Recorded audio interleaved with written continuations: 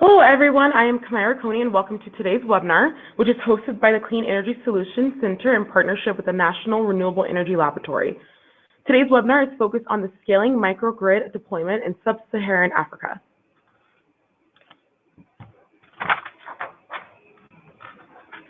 Before we begin, I'll quickly go over some of the webinar features.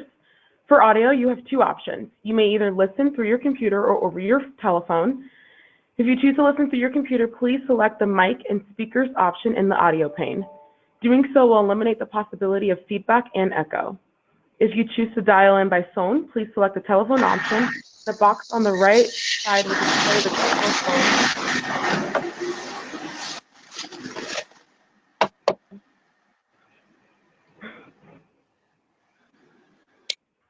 If anyone is having technical difficulties with the webinar, you may contact the GoToWebinars help desk at 888-259-3826.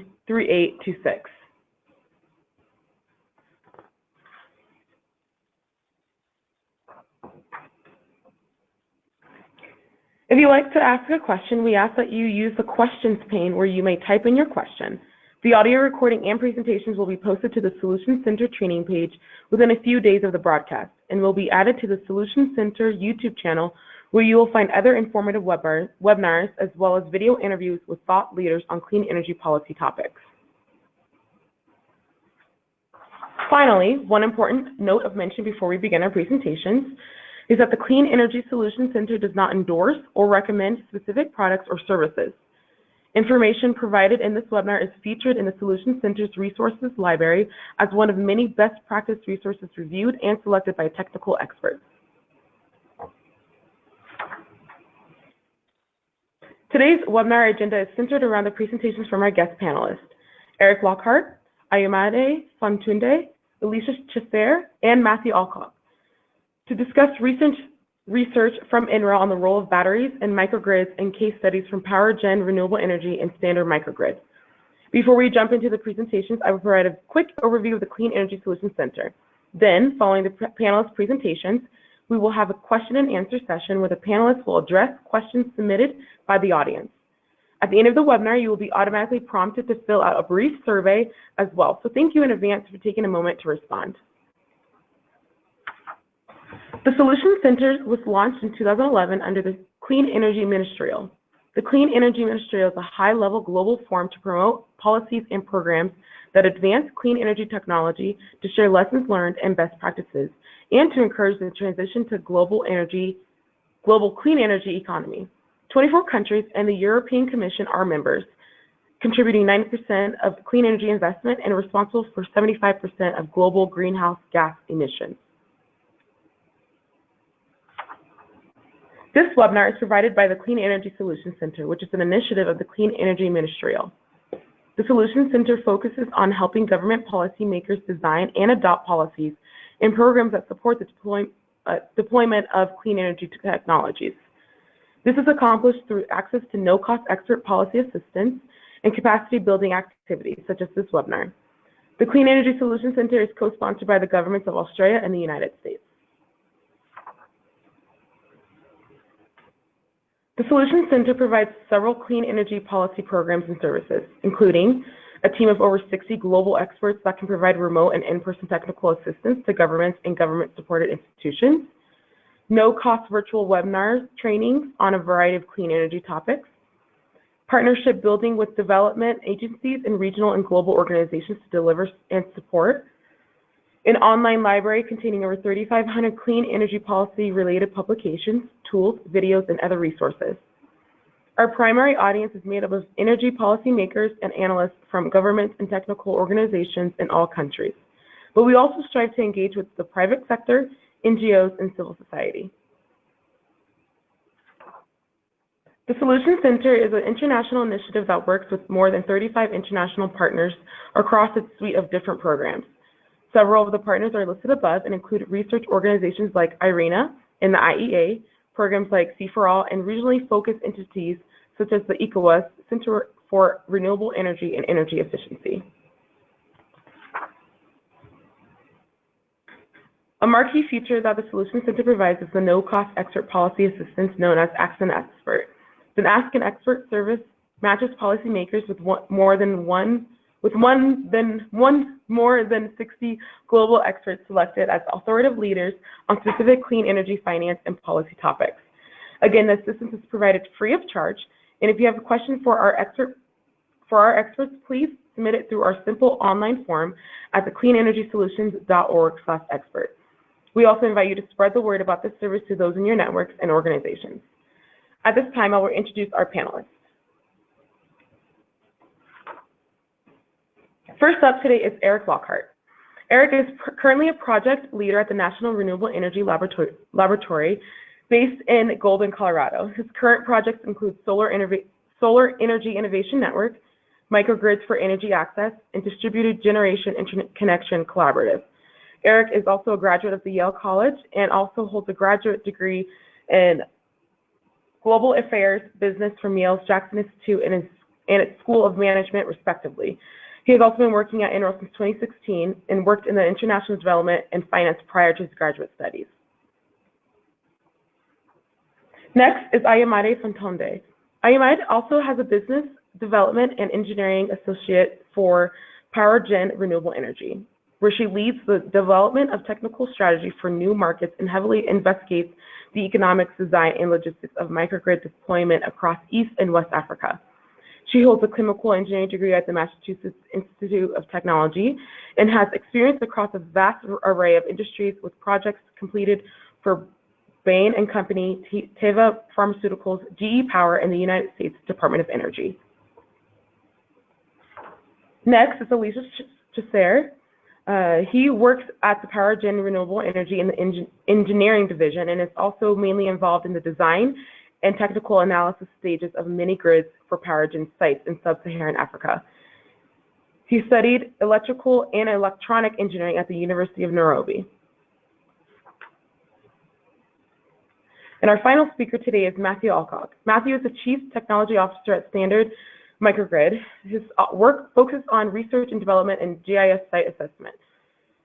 After studying for a business science degree from the University of Cape Town, he has undergone various entrepreneurial activities before starting with the Standard Microgrid in 2013 as a project manager overseeing microgrid design and fabrication. And with those introductions, I'd like to welcome Eric Lockhart to the webinar.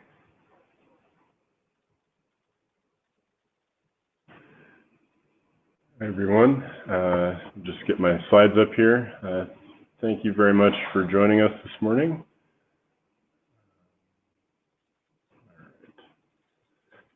I'll talk a bit about some research we've been doing at NREL in this space before transitioning to Standard Microgrid and PowerGen.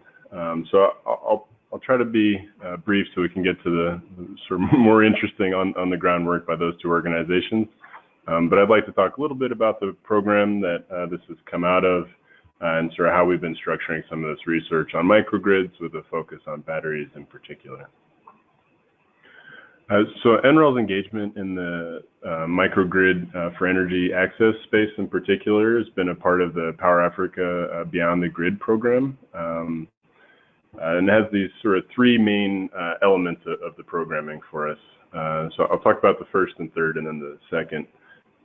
So we work with a number of different developers on technical assistance efforts to include the sort of more battery-focused work that we're going to discuss today, things like customer agreements between microgrids and the communities they serve, tariff considerations, and sort of a suite of different microgrid topics.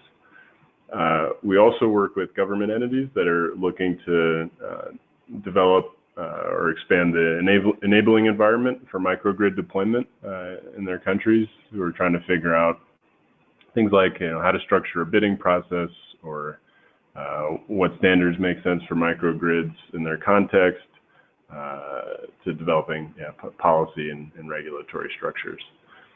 So based on our experience with developers on one hand and government entities on the other, we've been identifying areas where some research to support both groups would be useful. So this webinar sort of draws on a particular focus that we've had lately on batteries, but we've also sort of identified a few different areas where we could provide some research that is broadly useful to the stakeholder community. And I'll just, before turning to some more details about the program and the quality assurance framework, mention that this comes out of sort of responding to the estimated 600 million people in Sub-Saharan Africa who currently have access to modern electricity services. And there's, of course, 3 ways to get energy access out to folks, one being grid extension on one hand, the other being solar home systems on the other. And then this microgrid option is sort of sits in between, where it's a power system that's providing electricity to, say, a community of hundreds to thousands of households. And in this context that we'll be talking about today, it's largely off-grid systems that are in rural or remote areas. So the sort of foundational element of all our work in the microgrid space is this quality assurance framework, which I'll just touch on briefly before getting to battery-specific discussion. The quality assurance framework was developed by NREL a few years ago with support from the Department of Energy here in the U.S. To provide a framework for structure and transparency for mini-grids and microgrids that's based on experience with sort of more traditional utility models. And the idea is to provide sort of a platform to talk about microgrid performance that relates it to energy access goals and puts microgrid sort of performance and monitoring and operation in the context of sort of what the customers are using these microgrids for and the level of energy access they're intended to provide. And it maps nicely to multi-tier frameworks for energy access and things like that. There's 2 sort of primary components to it. One is defining levels of service, and here again, this is what I mentioned of drawing out a bit of a spectrum of different levels of service that might be provided through a microgrid to better communicate across different stakeholder groups what the expectations of the performance of the microgrid might be. Investors can understand how it's performing. Regulators can track performance with respect to a spectrum of different performance levels, and microgrid operators can clearly communicate to communities what the expectations should be for what level of power they'll have. And I already talked a bit about this accountability piece, but it provides sort of a framework for thinking about how to monitor and assess and report on microgrid performance. So I mentioned that through our work with developers and government entities, we've identified a few different places where we thought there could be some research to support the broader community. And these are just a few of the examples. The full suite of publications is on the Clean Energy Solutions Center website under the Quality Assurance Framework. But here we have the Quality Assurance Framework, tariff considerations for microgrids, some research on productive uses of energy, customer agreements, bundling strategies for thinking about how to cluster microgrids either from a financial or operational perspective to try to bring down costs or increase revenues. And then on the bottom right there, there's a forthcoming publication on performance monitoring of microgrids and how to think about what data you'd like to have and how to analyze it and how that might relate back to understanding performance within the context of the quality assurance framework. So with that, I'll turn to focusing a bit on battery selection and operations and maintenance. And the question that we've been looking into here is which battery and O&M approach leads to the lowest life cycle costs? We've worked, as I mentioned at the outset, with a number of developers that have been looking at this question of various questions that relate to batteries, whether it's choosing between lead acid and lithium ion batteries, trying to understand how to condition the enclosures that the batteries are in, trying to understand sort of what's being offered in the marketplace and how that might translate to the needs of their business. So I think the audience is many, though we focused on developers. I think it's obviously important for that stakeholder group, but batteries make up a large chunk of the sort of cost pie for microgrids. So I think for investors, certainly it's of interest. You know, if it's 20 to 40%, say, for a ballpark of the life cycle cost of the system, investors will want to understand sort of where that cost is coming from and where there might be risks there. Sort of similar set of considerations for regulators and understanding what the true costs are of operating these systems and sort of what drives the cost being at the level they're at. Policymakers potentially looking to understand how to encourage costs coming down over time, and researchers trying to contribute to making microgrids a more viable and sustainable business on the continent. So I'll get into the sort of modeling approach and questions that we looked at within this momentarily. I'll just share a few of the conclusions that I'll talk about first here very briefly. The initial specific motivation here was to look at comparing lithium-ion batteries and lead-acid batteries to get an understanding of, in this context, which might be the best for managing life cycle costs. And by and large, lithium-ion batteries were the lower life cycle cost option between the two. And I'll add some qualifications to that in a moment. That was sort of a high-level takeaway, higher upfront costs, but it seemed to lead to lower life cycle costs over a 25-year period. Many batteries are sort of shipped in shipping containers or otherwise housed before they get to the site, but we still looked at what construction materials might be best for battery lifetime, and wood enclosures were most often the best option to manage battery temperatures to improve lifetime. And then last, the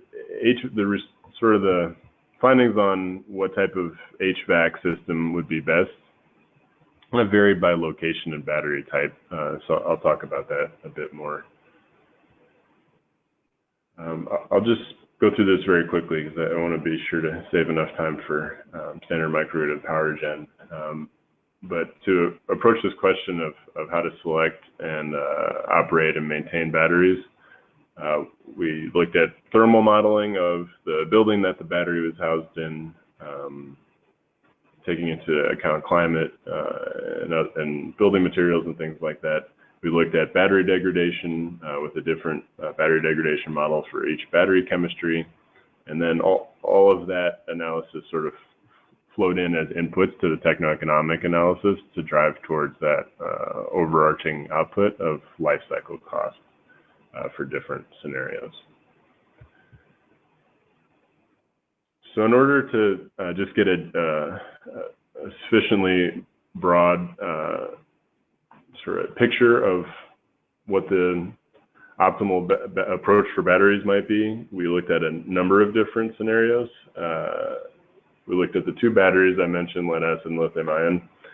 We looked at 5 different locations across Sub-Saharan Africa with the goal of capturing some of the locations where we know microgrids are being developed, and then with Niger and Nakuru in Kenya, trying to create a better spectrum for temperatures and irradiance here.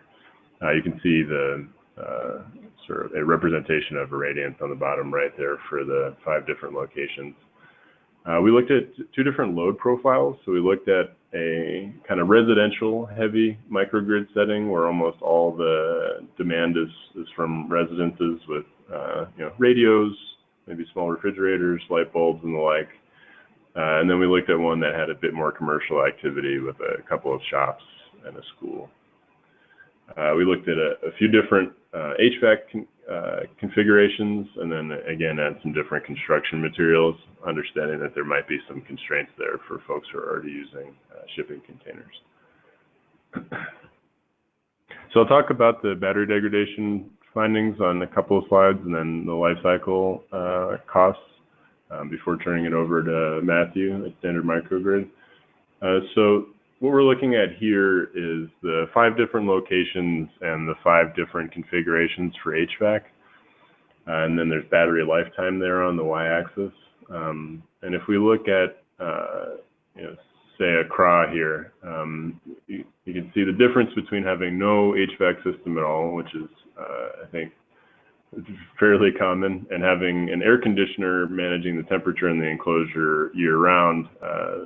There's a little bit more than a year more battery lifetime that results from switching to the air conditioner route. And you can see air conditioners in general are for sort of obvious reasons, extending battery lifetime. Within this is interesting to see that there's not very much difference in this setting between having different levels of fans, and that having 4 fans seems to do much of the cooling that can get battery lifetime extended, but they sort of reach a maximum there. And then on this next slide here, this is comparing directly lead acid and lithium ion batteries across those different HVAC options. And you can see that the lithium ion batteries that we modeled are consistently lasting longer than the lead acid batteries. But it's important to think about for both this slide and the prior one that there's trade-offs associated with these longer battery lifetimes. So on the prior slide, for the HVAC options, you obviously have the upfront cost of the HVAC, you have the sort of ongoing operations and maintenance of the HVAC, you have to replace them, and on the size microgrids that we're modeling, it's certainly not an insignificant amount of additional load to run an air conditioner to manage the temperature. And with respect to lithium ion and lead acid, of course, lithium ion batteries are more expensive. So there's a trade-off in upfront capital cost that goes with this longer lifetime. So we flowed sort of those findings on thermal modeling and battery degradation, as I said, into looking at life cycle cost analysis. And here's where we capture those various trade-offs. So, we have assumptions around the cost of the different HVAC options. We looked at insulation too. You mentioned that before. So there's a lot of numbers here, but I'll focus in on Accra, which is the first set of 4 rows, to talk about some of the life cycle cost outputs. So if you look at just the first 2 rows are looking at Accra with a commercial load profile and comparing lead acid and lithium ion batteries. And you can see that there's the potential for nearly about $8,000 or $9,000 in life cycle costs over 25 years that could be saved by switching from lead acid to lithium ion batteries in this case. And it's also interesting that in this setting, the modeling didn't suggest that an HVAC system would be definitively needed, although you can see if you look across the 3 different locations, whether or not HVAC was needed varies.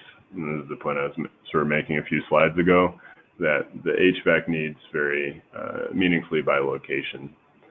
And lithium ion batteries, I think sort of folks think of them as being able to manage higher temperatures, and that's true from the perspective of how they're often warrantied and what their specification sheets would indicate. But they still are more comfortable at the temperatures they're designed for, even if they can sustain higher temperatures potentially a little bit better than some of the lead acid batteries that are out there, or at least the ones that we modeled in this analysis. The last thing I'll mention before turning it over to Matthew here is that I mentioned we looked at 2 different load profiles, and this is something we're going to sort of continue looking at more going forward. So if you look at on the right side, there's the representation of the 2 load profiles we looked at. And the orange line shows a very heavily residential community, and the blue one is the more commercially oriented community load profile. And this would be for a community of about 100 households or so.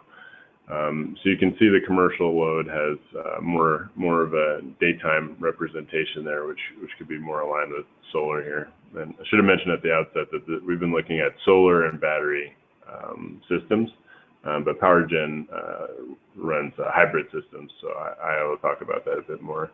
But in the solar and storage case here, what's being shown on the left is the LCOE impact of shifting some of that load to the daytime hours through productive uses of the electricity, like a shop or a school or something like that.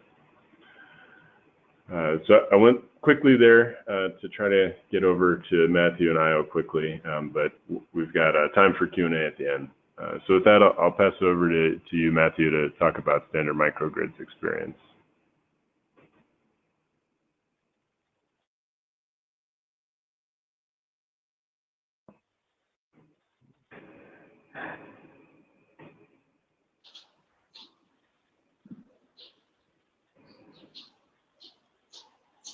Hey, Matthew?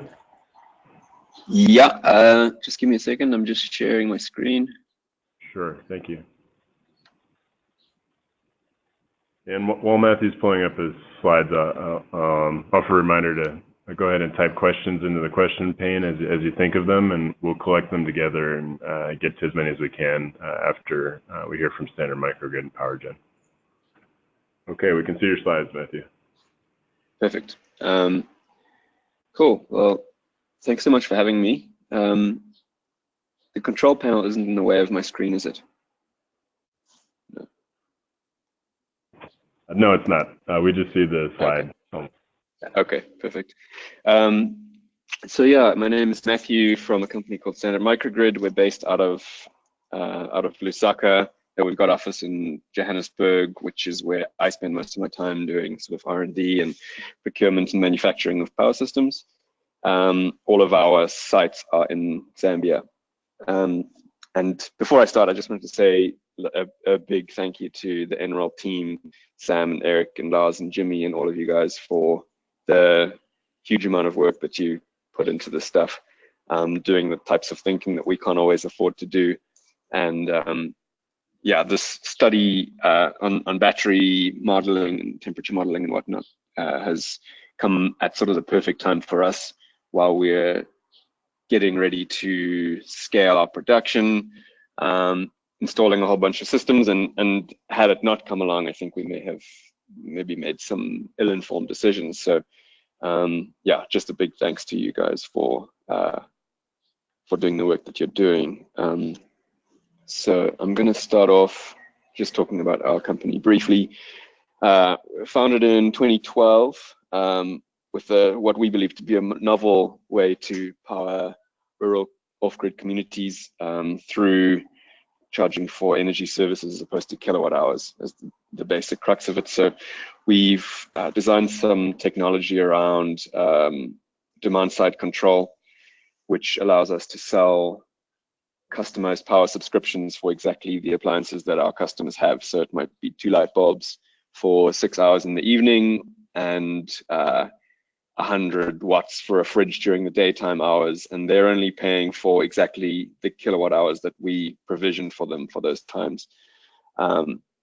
So yeah, we offer plans from around $6 a month. That's for a basic plan with light bulbs and cell phone charging. And by strictly controlling what power customers can consume and when they consume it, we're able to utilize as much of the possible available power per day that our systems can provide. So we don't have hybrid systems, we don't have backup generators. We've standardized around a containerized 12 kilowatt peak solar with 30 kilowatt hours of battery backup, lithium in this case, and then we install an overhead grid to about 150 homes, schools, businesses, institutions. We currently have 7 grids installed and operational in Zambia with around 900 home and business connections. 8 of those have, 7 of those have, no, 6 of those have been installed this year. So we're ramping up our installations quite quickly. And so, as I've mentioned, smart meter, which enables energy service-based billing. And then, yeah, we utilize, I think it's around 90% at least of the potential energy production for each day. So we try and as closely as possible fit the demand curve of our customers with the potential supply curve, which is basically the sun shining plus being able to shift demand towards the evening with some battery storage. Also, following a standardized system design, we're able to deploy sites very effectively, quickly, and not have all the cost associated with designing specific systems for specific sites, changing how the size works and everything. And yeah, it enables us to deploy the most recent sites in about 2.5 weeks to connect 150 households. We also utilize local capacity in our project site areas. So we've got microgrid managers who are local agents who buy power in bulk from us and resell it. And we've also got regional technicians who typically have helped us install the power system up front, who can do basic maintenance and servicing on our grid so we don't have to drive out each time. So that's how we try and standardize our operations and reduce operating expenditure per site. So this is just a quick example of one of our systems that's running. That's 12 kilowatt array, and these are churches all around it, which is connected, but you can see the grid in the background there, which connects up about 150 households.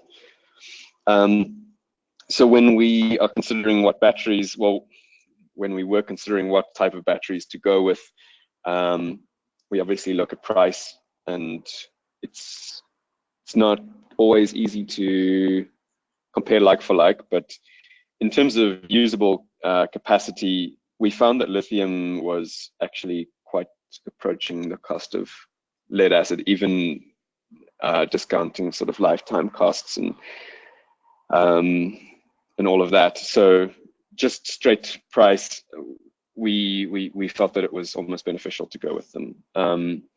We obviously look at performance measures, and that being efficiency, round trip efficiency of something like 95% for the batteries that we're using. Portability is a big one. The lead acid batteries that we have used in the past are, I think, 150 kilograms each, so it's almost impossible to lift them. Whereas the lithium batteries that we're now using, one person can pretty much move them, and you can load them into a car and move them from site to site if need be. Also, the rich data that we're getting from them, though we haven't quite started to analyze in depth yet, the fact that we have like 50 different data points logged quite granularly coming from each battery is really useful compared to lead acid, which you need some sort of proprietary monitoring systems, and it's not as detailed. So we like that.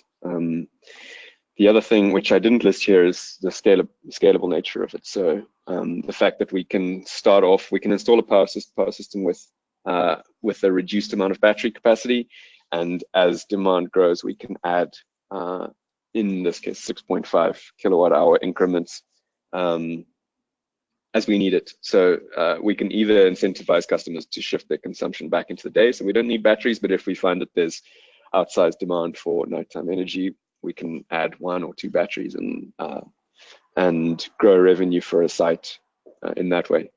Obviously, we've heard a little bit about the heat tolerance and longevity. It's sort of yet to be proven from our side. We haven't had to replace any batteries, so we don't know how long they're going to last, but the indications are that they are lasting better than lead would. And then the other thing which we spent a lot of time evaluating was the warranty terms that we would be offered, and any company's ability to back those warranties. So we tried to go for a company that, so we use LG Chem batteries. We wanted to go for a company that hadn't sprung up in the last 5 or 10 years and might be gone within 5 or 10 more. So it is quite important for us to have a company that would at least hopefully be around for as long as the sort of 20-year design life of our power systems. So that our engagement with NREL to date was part of a larger engagement which around quality assurance framework and customer contracting. The battery portion focused on assessing temperature impact on battery degradation using SAM, and then thermal modeling to predict temperatures of our power systems. and we use that to inform design decisions around our most recent set of power systems. We looked at temperatures, ambient temperatures from around 20 to 45 degrees C. We get a little bit cooler at times in Zambia, but we know it's not significant for impacting the battery life, really.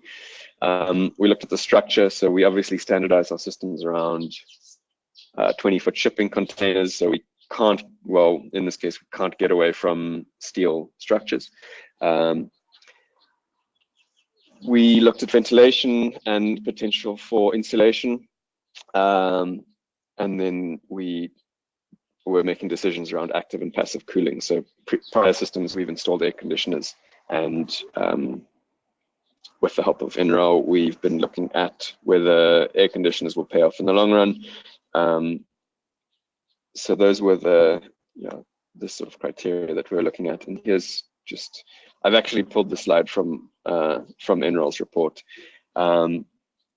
Looking at battery life over 12 months with static temperature, we can see the blue line at a 20 degrees, we lose 4% battery capacity over the year, and as the temperatures increase, obviously that line drops off quite considerably towards 45 degrees. Our batteries are warranted up to about 45 degrees. So we've sort of structured our thinking around cutting off batteries, putting the batteries to sleep as soon as the temperatures rise into the levels at which they could become damaging to our warranty or to the battery life. On the right, we've got a matrix that shows usable capacity at various temperatures. I'm sure that this is fairly familiar to most people who are listening. So at 45 degrees, obviously, we've got usable capacity dropping off fairly quickly. And then this is just showing the temperatures that we expect to experience around Lusaka. One of the sort of gaps in data that we found is meteorological data outside of Lusaka. So I think our systems generally experience slightly warmer temperatures than we find in Lusaka, but this is the best we've got to go off. So hovering around 15 to 20 degrees with a few days that are more than 35 is what we're sort of basing our modeling off of. And then, so this was with the help of Jimmy and Lars, which we modeled our power system in SketchUp, and then used, we were modeling the temperatures inside and outside. So in the blue, you can see the outdoor air, the ambient temperature. The dark red in the graph above is the temperature inside the container, and then the battery is the orange, which is overlaid on that. So you can see that temperature inside the container tracks the outdoor ambient temperature fairly well, and the battery temperature sort of is a little bit less elastic. So yeah, more towards the 20 to 25 degree range, which is kind of where we want it. So this just explains the process we went through. We modeled our structure and the shading in SketchUp, and then reported the average space temperature throughout the year for various combinations of fans, air conditioners, passive cooling, no system, as has already been explained. A couple of interesting things to note. For Lusaka, none of the fan sizes were able to keep the container below 35 degrees C for all parts of the year. So fans can't do it all. And that makes sense, I guess, if you're sucking in air that's 35 degrees and the batteries are generating heat, then they will exceed 35 degrees. Interesting to note that the shade has a substantial impact on the ability of the fans to keep the container cool. That sort of makes sense, but it's good to know that the design decision to shade the container is a useful one. And where we sort of landed with our thinking was 450 CFM fans would lead to 14 hours of temperatures exceeding 42 degrees throughout the year. And in those cases, only temperatures only exceeded 42 by 0.5 degrees. So 45 is like really the dangerous cutoff temperature for us. And this is showing that it's probably only in the middle of between sort of 12 and 2 o'clock that temperatures would really get high. So we settled on two 350 CFM fans that are dispatchable at various set points. So typically we have one which runs during the daylight hours. I don't know what temperature it is offhand, but it switches on around 7 in the morning, switches off around 8 at night. And the other one only switches on when temperatures inside the container exceed 30 degrees. So that's like from 10 in the morning until 4 or 5.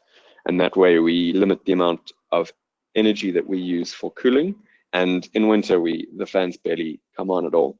But we still manage to evacuate a lot of the hot air that gets produced. So that is the end of my slideshow. I'm happy to take any questions. I think we're doing questions at the end, but yeah, thank you all for your time. Thanks very much, Matthew. Yeah, we'll take questions at the end, and folks feel free to type them into the question pane, and we'll sort of collate them. We'll pass it over to Amide.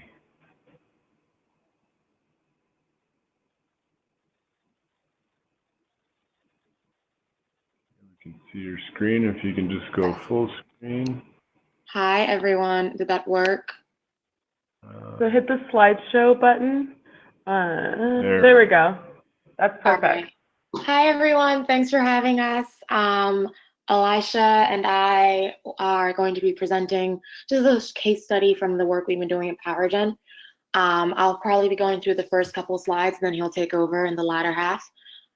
We worked together on the engineering team to both evaluate batteries, design better systems for better enclosures, better degradation models for our systems, and also working very closely with Eric to figure out what the best path forward was for us and any other ways we could assist with their evaluations. So just as a short introduction to PowerGen, we're both a mini-grid developer and an off-grid power EPC, which essentially means that we both service other clients. So we can, go out to a site and you give us a contract and we'll build out your solar panels and your batteries for you and install it. And then we also have our own specific mini grid customers where we have people on our meters paying as you go with sometimes mobile money, and we service them. We have call centers that maybe take care of these customers, and we collect tariffs from them and also go out and install their distribution grids. So that's the mini grid developing side is our bread and butter, whereas the off-grid and sort of the core of our business and why we're in this business and why we're passionate. And the off-grid power EPC kind of became an offshoot because we're one of the oldest players in the industry, being founded about 8 years ago. And so we have the expertise to come in and build for people who are new to the industry. So over those 8 years, we built about 200 different power systems in 7 countries across the region, from Somaliland to Mozambique. And it really, those were more the EPC projects. And now our focus is on the 4 markets in both in East and West Africa, where in Tanzania and Kenya, our oldest markets, we have about 10,000, I think this very year, 2019, we passed our 10,000 connection. And so by connection here, we mean the household. So imagining that every household has about 4 people in it, that's about 40,000 people. So it was a very exciting milestone for us. And in Tanzania, those are all PowerGen owned sites, whereas in Kenya, we have a partnership with a tea farm where the workers on the tea farm, we power their homes, and the tea farm essentially owns the grid there. And then very recently, I think since about last year, I think the press release actually just came out this summer, In Sierra Leone, we're developing about 10,000 connections in partnership with the Ministry of Energy there, with funding from UNOPS and DFID. And so that's a super exciting project for us, and basically doubling our connection number in the span of 2 years, what took us about 8 years to reach to. So it's a huge period of growth for PowerGen. And this huge period of growth is also, confounded by all the different things happening technically in the industry, with batteries, with inverters, with gensets, and all these really fascinating developments that have happened in the past year. So they have that in Sierra Leone, and then also sites in Nigeria. We have a local office there as well. So in all 4 of these countries, we have local offices, small teams. Our largest team is in Nairobi, where we're headquartered, where Elisha and I used to work. We still work. And in Nigeria, we're basically about to ideally build another 10,000 connections there with subsidization from the World Bank. Let's see. As I said, we do both the microgrid development and the EPC. And so what that ends up meaning is that we're super vertically integrated. So it's the same company that's doing the site surveys of the customers, figuring out what their load demand is going to be, also doing the community engagement, getting the permits and the licensing, and then also sitting down, doing the complete technical designs, working with supply chain on procurement, figuring out new technologies, and then doubly working as I said, we have a call center and we do technical support. We do our own O&M. We also do appliance financing when we see that there's some customers that they're not using power because they only, they have one light bulb, but they do want to use power. They do want to increase their energy usage, and they have economical reasons for doing that. And so we'll go over and say, yeah, for sure, we'll sell you a sewing machine. Yeah, for sure, we'll sell you a toaster. You need a fridge for your cold storage business? We'll sell it to you. That sounds great. And this really helps both grow demand at our sites. So it's, it's a 2-pronged benefit, essentially, growing demand at our sites and making sure that customers can have access to the level of energy that they would get if they were in a big city.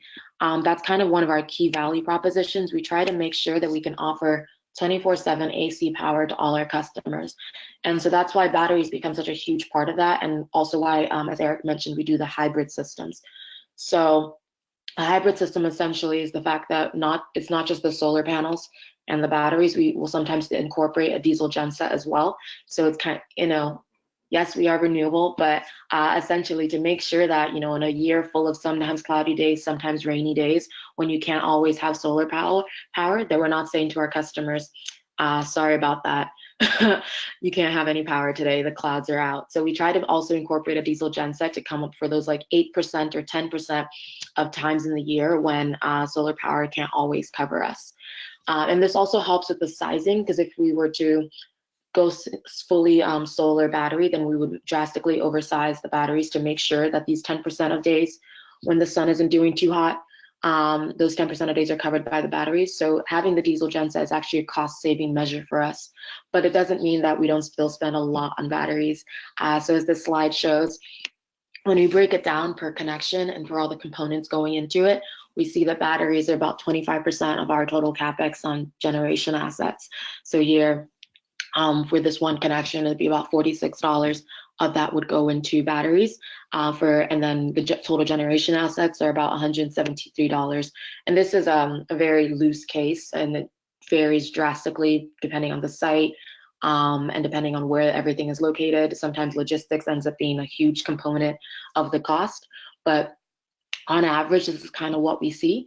And we know that our distribution lines are actually the most expensive part of setting up the mini grid, which makes sense when you think about the fact that the reason mini grids are happening is because it's so expensive to extend the main grid from the cities, because these poles and these cables, they do come up as very high cost items at the end of the day if you're building a very large site.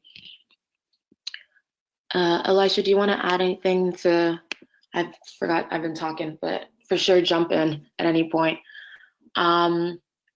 We faced a lot of challenges this past year in terms of storage and figuring out the best solution. And it is really great that NREL is able to do this analysis. Like Matthew said, there's sometimes analysis that we don't necessarily have the time to fully look into, but is super beneficial for us to know. And it came out, as part of all the work that was done, we are revamping a lot of our best practices and our techniques. And so, our sites that were built previously the past 8 years have been all lead acid sites. And as Eric just said, lithium ion really is the most cost-effective option in terms of the full life cycle. And the reason we look at the full life cycle is because you essentially, that your solar panels are going to last 20 plus years. And so we build out these sites to be 20 plus year sites. That's how we sell them to financiers. That's how we make our financial models. It's saying these sites are 20 plus years, they're going to last 20 plus years. And we're going to have to replace batteries at some point during that time. We might also have to replace our inverters at some point during that time. And maybe revamp our meters and things like that. But we tried to scale the lifetime of the site to the longest running component, which is the solar panels. One more sec. And the main challenges that we were really seeing this past year and previously in terms of making really informed, very solid decisions for storage is that we have a wide variance of site conditions. So I showed you guys that map earlier where it's, we have sites in all the climates essentially that Eric studied in the paper. So we have sites in Nigeria where it's incredibly hot. And then we have sites in Kericho, Kenya, where it's actually rather cool. And then we have these like financial constraints as well with other people that finance our work. They have a say essentially in the technology we used, and it's all very tied together. And it wasn't until very recently that the price of lithium ion dropped to a level where these life cycle savings were actually evident. For a very long time, the price of lithium ion was not paying itself back necessarily. Even though you had to invest a lot in your initial capex, and then over the 20 years or so, it would actually sort of break even. But now that's really changing, and it's really amazing to see that the new research that's being done and the savings that are happening in the industry. And the third constraint we really faced is just wading through the industry, essentially. We had to put a lot of resource into investigating vendors, and Matthew mentioned how they went with LG Chem because they're a more well-known brand and they're reliable. And it's true, there are so many different vendors right now in this field, and it's really hard to understand, which one's the best, which one's going to last for more than 5 years. How do we also manage the cost considerations there? And so we'll dive into all three of this a little bit. Chisera's going to go in to Elisha, I always call him by his last name. To how we, face some of these challenges, and some of them have solutions, some of them medium solutions. But yeah, it's been a fun year. Yeah, thank you, Ayo. It's Elisha here, so I'll just proceed from where I left. So just to highlight on some of the challenges that we face is that on variations of climate in different areas. One of the examples is our site called Sub-Saharan, for instance, that's 35 degrees centigrade and then Celsius, and then you come to another one that's 18C. Which is our coolest site. So the solutions that you apply in Sub-Saharan, for instance, will not apply in Kericho, and that's where you have to analyze the site and do proper survey so that you can establish the correct cooling system that you can apply to these systems. Ideally, batteries can operate well at around 25 to 24 degrees centigrade, but achieving this will mean that you have to invest in cooling systems. But considering some of these sites, for instance, could have very low consumption, they are like off-grids, you may find yourself investing too much on the cooling system, for instance, than what you're getting from the investment. So those are some of the challenges that we face. So ideally, it's something that you need to basically analyze and come to as compromise state before you do your investment. So some of our sites may require around 18 kilowatts hour, some can extend up to 300, and even in the coming years we have bigger sites which need more storage. So these challenges will keep on coming through, and we are looking forward to getting a viable solution. So there's also the left side actually pulled from the end report who we have worked with for the past year, and they actually give you how much the load pattern at the site, for instance, can influence degradation of batteries. It's actually where in some situations like the 18 kilowatt hour sites, if you install an AC in that, then basically half of your energy that you're generating is going to go towards cooling your batteries. So it doesn't necessarily make sense. So you want to install like something like 2 fans that doesn't pull so much energy from your system. But then in our large sites, we do have the flexibility of saying, okay, the amount of energy that's going to go into cooling is actually marginal. And so we try to interplay those two. And then here it's actually pretty crazy with the different commercial loads versus residential loads. So we do sites that are not just people living their lives in their homes. We also do communities where we're powering the church, or we're powering the farm or the factory or the milling machine and things like that, where the loads are much more punctuated. There's way more pull on the system and way more pressure on the system. And so we see there that it's possible to actually have that increased degradation in some situations. And then it's very interesting here, and Matthew mentioned it earlier as well, that going from 2 fans to 4 fans is a very marginal difference. It doesn't really change much, but going from no system to 2 fans is super important. And then going from 2 fans to an AC also has a very large difference as well. And so playing with those and seeing, okay, we just set this up. Is the site big enough to handle a really intensive cooling system? Is the site warm enough that it needs a really intensive cooling system? Can we just do passive cooling? Can we just do shading? What's going to happen, you know? Yeah. Just proceed with the next slide. So basically, when we started, we were using mainly the lead acid technology, which is the maintenance free, just to reduce on our operational cost. However, lately we've been exploring a lot on lithium ion because the prices have drastically dropped. I guess because of economics of scale, because most appliances are now using lithium, so the prices have really dropped, and it's something that we are looking at and also considering replacing with lead acid, depending on the economics and the benefits that we get from it. So one of the benefits that we may get from there is that we may reduce the number of times that we replace our batteries across its lifetime, or across the lifetime of the whole project, which we look at maybe from 20 to 25 years. So you may save cost of replacing the entire battery set after a number of years. Another thing is because some of the financials it may be easy to secure finance assistance as a one-time, when you procure the asset as a one-time investment, as opposed to getting these financials to help you every time you want to upgrade a site or replace the batteries, for instance. And other things include logistics, because of course the energy density of lithium ion could be lower than is lower, way lower than lead acid. So issues of logistics and shipping could actually be easier working with lithium ion. Yeah. Another issue could also be like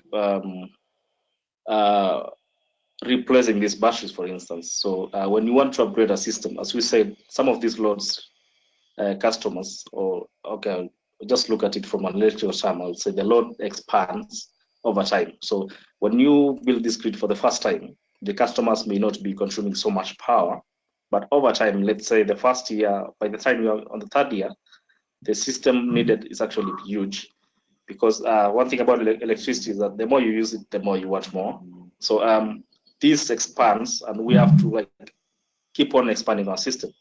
So this does not really work well with lead acid because of the using batteries of different ages, but lithium ion may be a solution to this.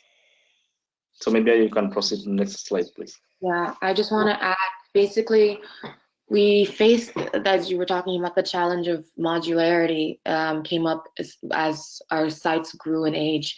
So at some of our older sites, we're seeing that demand has doubled, sometimes tripled since we installed the system.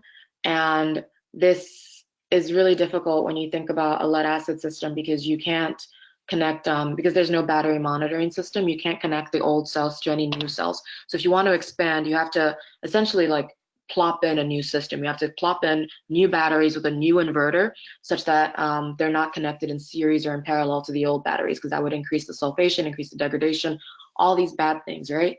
And so what's really fascinating about lithium ion is that the fact that there's a BMS in the battery monitoring system that controls overcharging and undercharging and tries to maintain balance within the system and cell balance means that we can connect old and new, and we can sort of, work around modularity and have more flexibility in the way we expand our systems.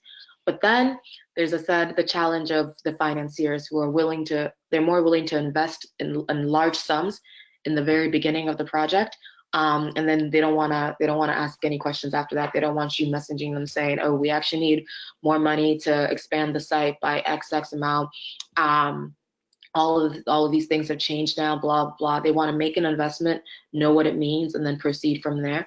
So it's even a struggle. The understandings that we got from the NREL analysis are not just technical understandings, but also commercial understandings that we passed on into our financial models when we talk to investors and we say, okay, we're going to set up this site with this much worth of usable capacity of batteries, and we expect that we're going to replace in XX year, 2020, 2030, with double the capacity because we see this level of growth, right? And we need to know that all the way now. We need to know that 10 years in advance what we think is going to happen at the end, like in 20 years from the site. And so super fun, but also just super complicated sometimes.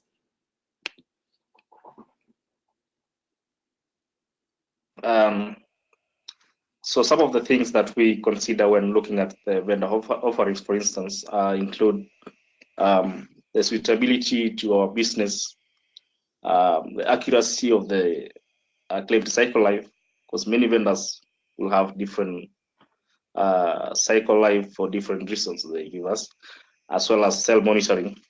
So I'll just go to the first one, which is suitability to our business. So some of the things that we look at is that does the vendor already operate in countries in Sub-Saharan Africa, for instance? So we have to look at the experience of the projects they have done in Sub-Saharan Africa and to see that they really have experience working around the areas that we intend to work in. Another thing is also the highest operating temperature for which the warranty is still valid. So apparently Sub-Saharan Africa is a bit have a tropical climate, which means the temperatures are a bit higher than maybe most parts where some of these batteries could be manufactured. So we want to know if the warranties are a bit realistic, that if they are achievable, for instance. So we don't want to have a warranty of 10 years that we cannot meet its qualifications. So those are some of the things that we look at. Another thing is also how sensitive are these units to high discharge rates, because we have different loads in our sites, for instance. So we want to know how these batteries react to high discharge rates. And apparently, lithium performs really well compared to lead acid, for instance. So those are some of the factors that we look at, as well as how deeply we can discharge these units. So apparently, the lead acid units really suffer from deep discharge. And that's why we do roughly maybe around 50% for research to make sure that we achieve the maximum lifetime of these battery units. But for lithium, we may have deeper discharge. We may do up to maybe 90% discharge without affecting the lifetime or the planned lifetime of this battery.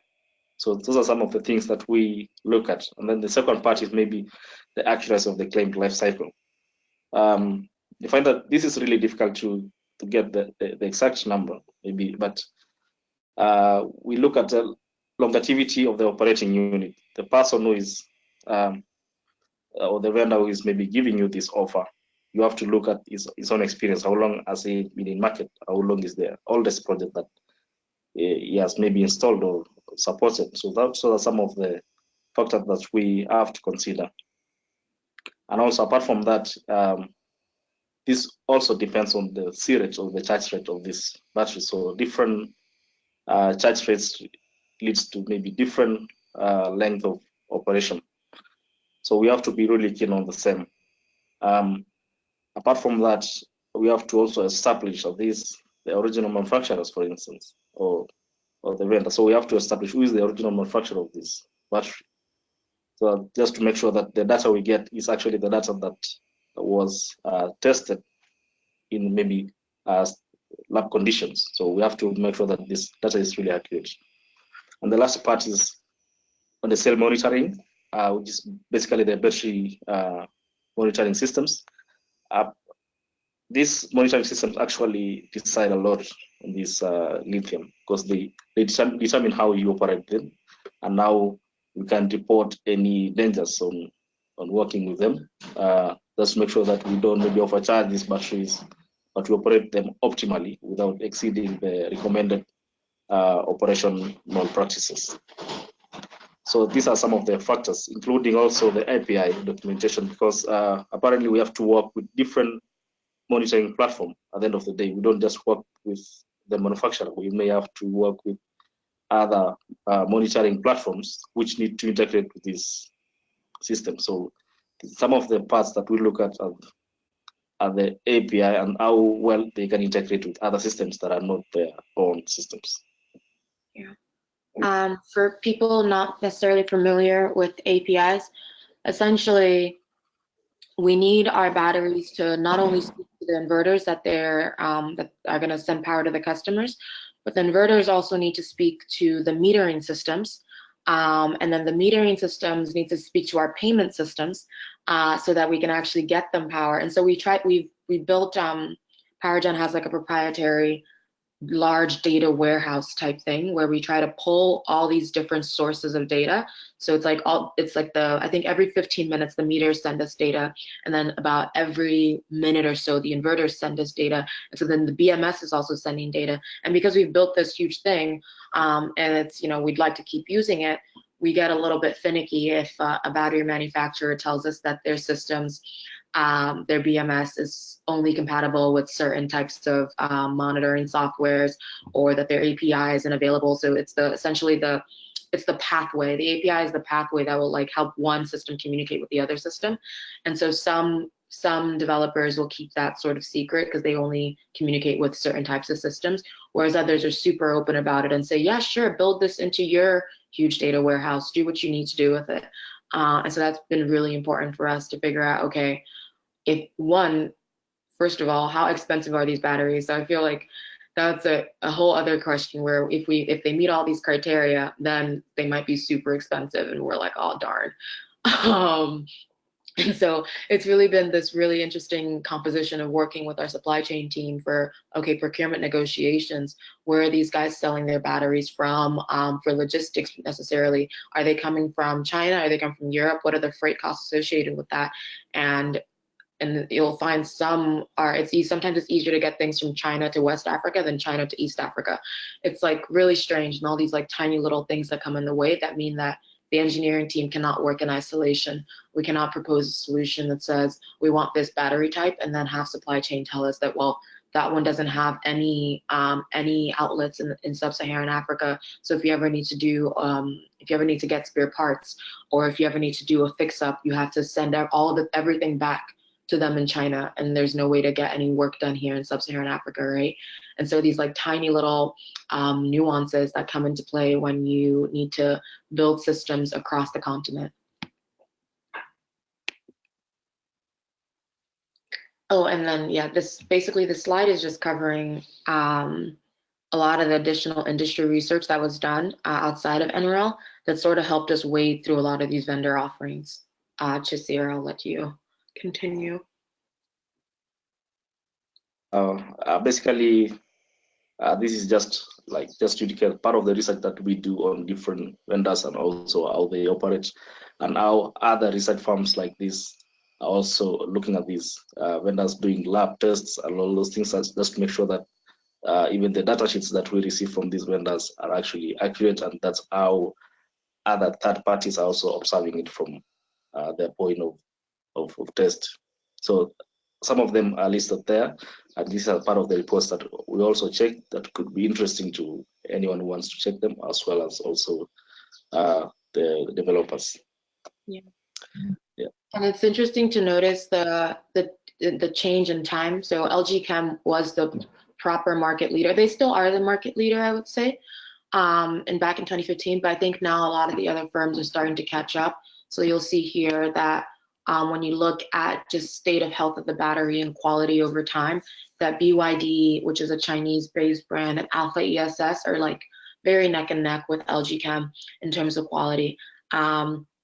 And Alpha ESS is a much newer company, whereas BYD is it's new in terms of that the company just entered into the lithium-ion market, but they're really old in that they basically make electric cars in China, and they're a huge manufacturer there as well.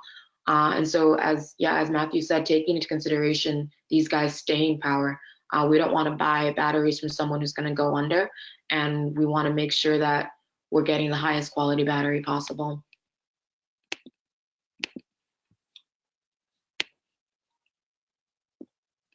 Yeah. So this part is where we're illustrating the best practices that we apply based on the research from NREL, just to make sure that we are taking the best or the longest lifetime of these batteries.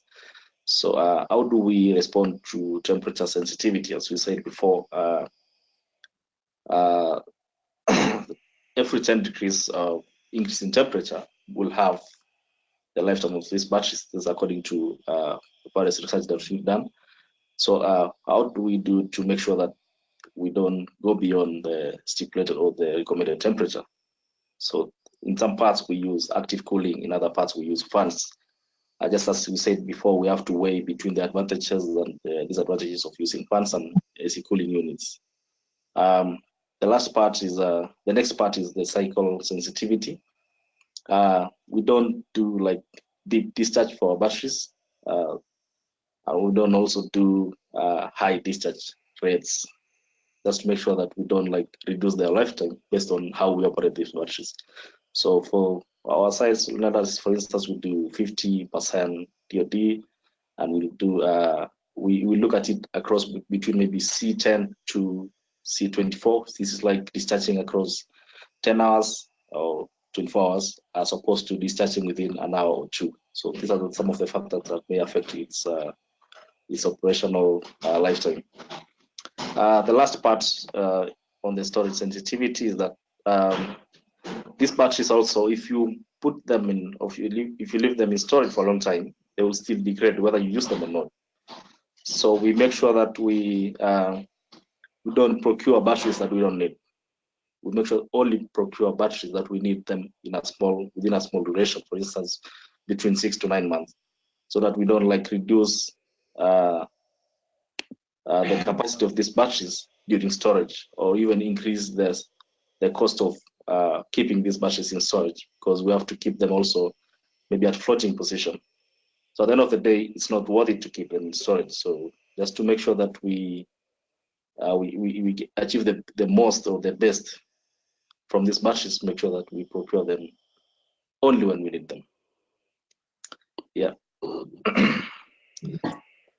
And then the last part is some of the additional practices also.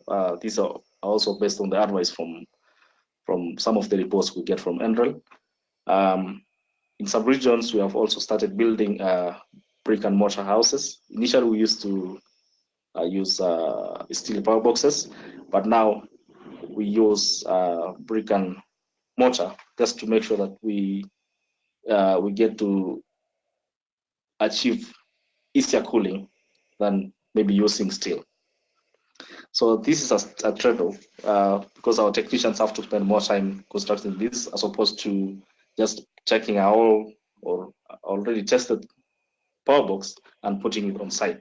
Instead, now we have to like maybe build it on site just to make sure that we achieve this instead of maybe using higher costs during cooling or using air conditioning devices.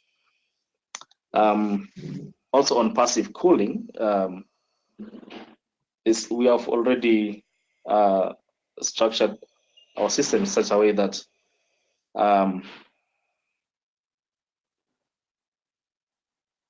Hello? Sorry. Yeah. Am I still online? Okay, okay. Yeah, So we have structured our systems in such a way that the first panels, the first group of panels will also provide shading for the main powerhouse or power box, depending on which one we build.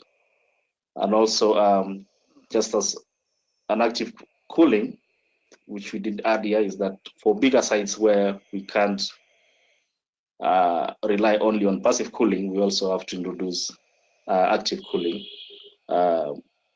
equipment so that we can maintain the best temperature. So yeah. Yeah. Thank you, everyone.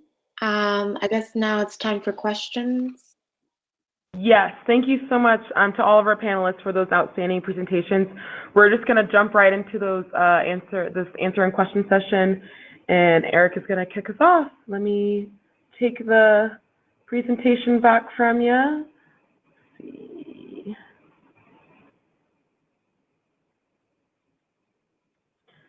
So we've got a few good questions here. I'll start with one that's come in from a couple of different folks, which is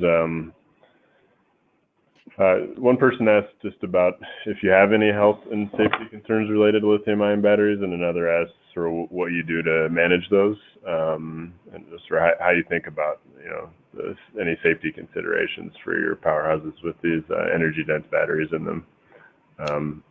Either or both of your organizations could probably answer that question.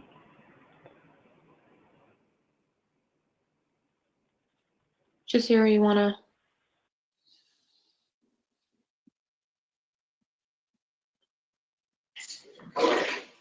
I can answer from.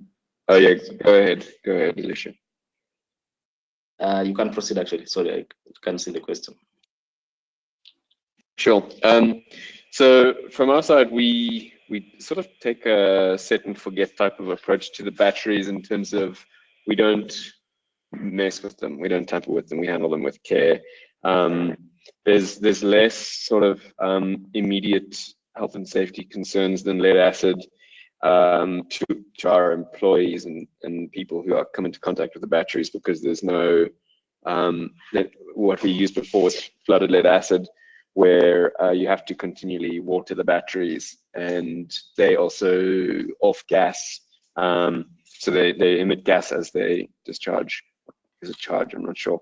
And there's also acid, so you've got to be a lot more careful handling them. In terms of the energy density, I guess we they are sealed up in a locked container, so nobody really can get to them. And I think there's limited risk of spontaneous sort of implosion. From what I understand, it's the battery chemistry that we're using, which is nickel, metal, cobalt, is it like nickel, metal, cobalt? Is sort of more inert than the kind that you see in Tesla cars, which spontaneously burst into flames, or Samsung phones, which do the same. And then there's the question of responsibly recycling the batteries when they reach the end of their lives.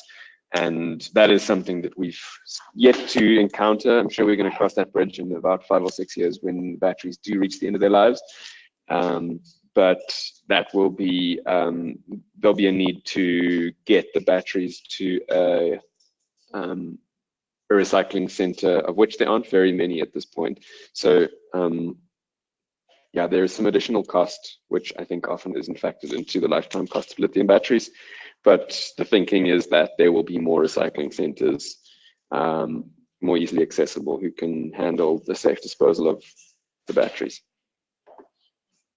I'll just add a quick plug for the battery monitoring systems, and a lot of the vendors that do lithium ion they'll sell you a system with fire suppression built into it. So it's essentially, if anything does catch on fire, the system will shut down and like the encasement will like not open, and they'll do a self-contained fire suppression mechanism in there.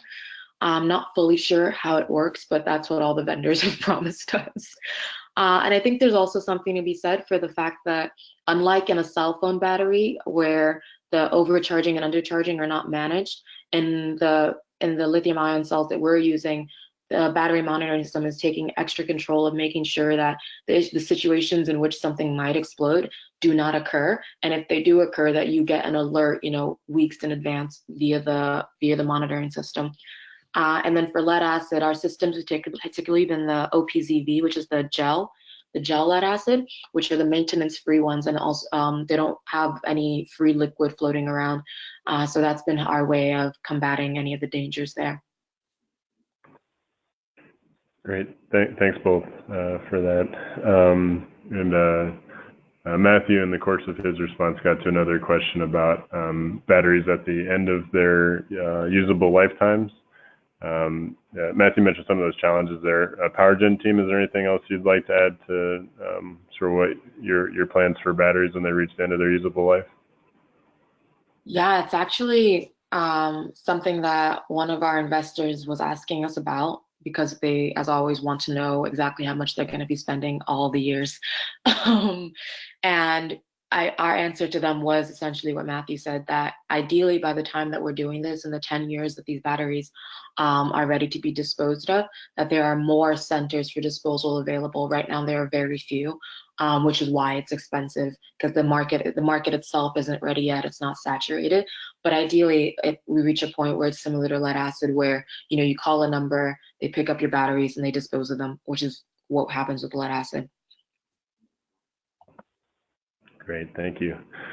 The next question is about something that sort of each organization touched on a bit, but this attendee is wondering if you could talk a little bit more about system design across these different climate zones that you're operating in. I think it came in as the PowerGen team was talking about all the different places you're growing your business, and you were talking a little bit about managing all the different temperature profiles. The question is just a little bit more about how you think about system design in different climates, and as a direct follow-on, the importance of good temperature data, and how you manage temperature data for sort of places that don't have sort of available, reliable data streams.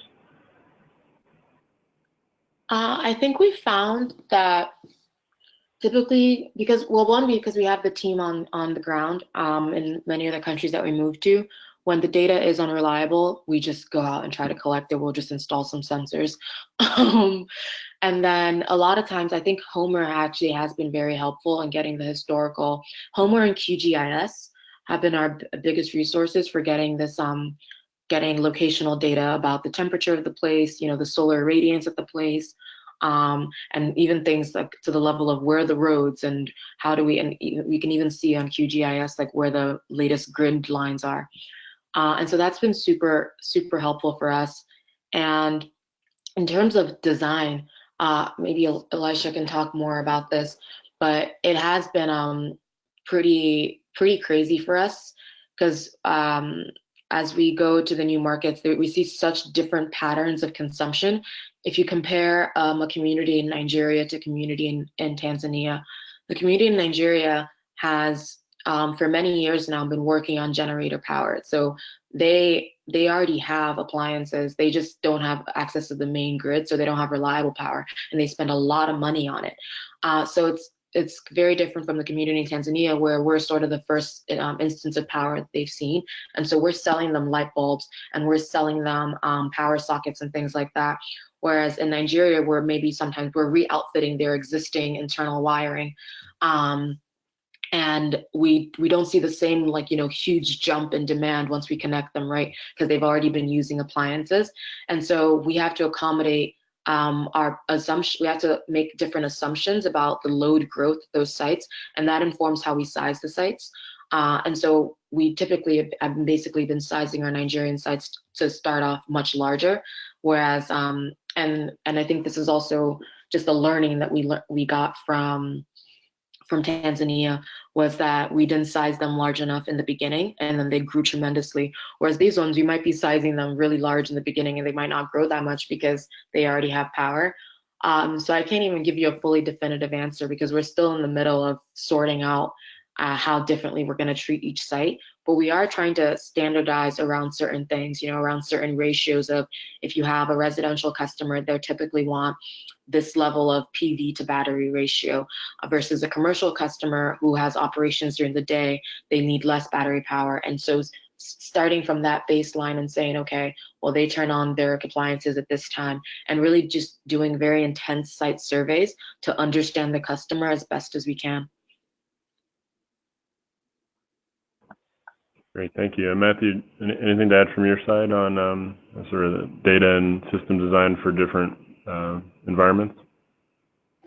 So I guess we've been fortunate in only being in one region as opposed to very many, but we also use QGIS extensively to find out as much as we can about areas before we go there. We also target a probably a more homogeneous type of site. Typically peri-urban or rural, same sort of size, often quite a similar demographic from one system to another. So yeah, we've opted for a standardized model so that it sort of simplifies the design and fabrication and installation of our systems, and we allow for some levels of upgrade and expansion to each site. But we try and find villages that look kind of the same, so we don't have to do too much ad hoc redesign. And this, as Amy has mentioned, we see demand growth and expand batteries and can expand solar to go along with that.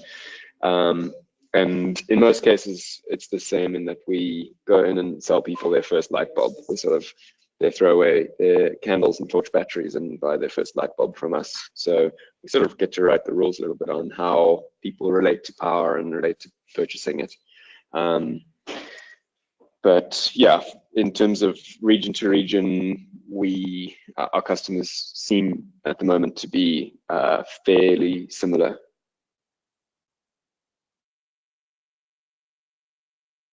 Great, thank you. So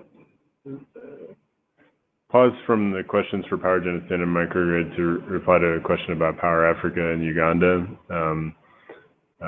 One of the attendees was asking if there's through this program we've been doing any work in Uganda, and it's not battery related, but we have been working on the sort of regulatory side in Uganda for what the enabling environment might look like. So I'll connect with that person for more detail.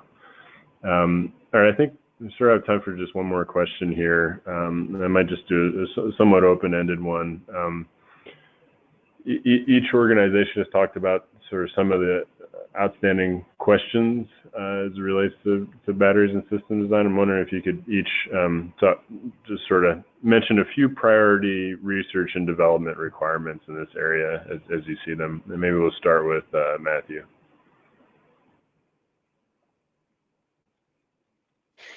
I think that, in my opinion, this sort of industry is going to be won or lost on operations and maintenance, because these systems do carry a significant price tag when you have to go back and replace something that's either broken or worn out.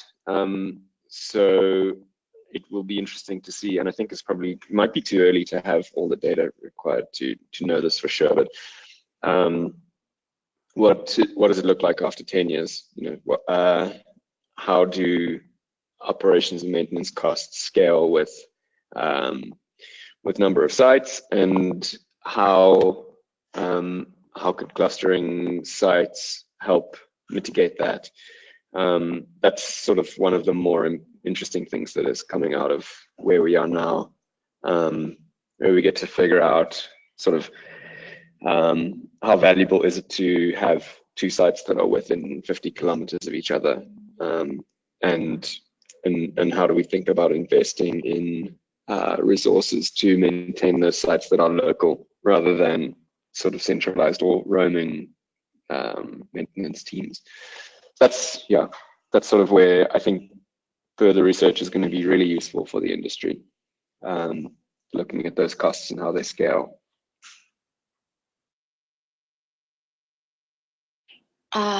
For me, I've found, and Jasir, please correct me if you don't agree, but I found that predicting demand has just been one of the hardest things for our industry. And what I'd really like to see us move towards is basically pooling all the data that we get. We take all these site surveys, we ask them questions like, what's your income? We ask them what their primary task at home is. We ask them what appliances they already have and all these things. And I'd really like to see across all microgrid developers kind of taking that data saying, how can we extrapolate this and develop models and simulations of what this type of customer will look like in year 0, in year 5, in year 10, and in year 20. And I think that is a long ways from now. We're working with what we got. But ideally, one day we do have a much more robust understanding of the customer, and we can make very data-driven approaches to sizing our systems and predicting their demand, and be actually correct about all that. And I think right now we get lucky a lot of the time. Yeah, I think as I have said, you have to understand how this load will grow over time. So you have to start from the point of data collection. What do you need to know when you want to know how this site will grow in the next 3 to 5 years or to 10 years? So you have to monitor all those factors that facilitate the cash flow, for instance, maybe including, does this village or town have a market? Some of them are really self-sufficient. You also have to know the economic activity of these people. Maybe it's large-scale farming, or just small-scale farming, or just a community. Yeah, so we have to understand the people, and then after understanding the people, you can estimate the load growth. But if you cannot estimate the load growth, for instance, then you have to work on your system. How can I make my system accommodate challenges that I may not expect? For instance, let's say that you expected this load to grow at the 50% rate, and now it's growing at 150% rate. So how do you now tackle the systems from a technical point of view?